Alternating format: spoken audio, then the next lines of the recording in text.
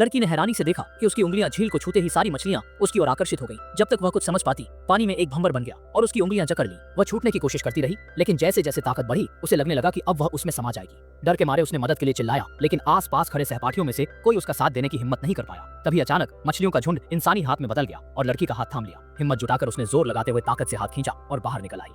लेकिन जो हुआ उसकी किसी ने कल्पना भी नहीं की थी। पानी से बाहर आते ही मछलियों का झुंड एक खूबसूरत लड़की में बदल गया। लड़की ने कहा कि वह लड़की की छुअन का धन्यवाद करना चाहती है जिसने उसके शाप को तोड़ दिया।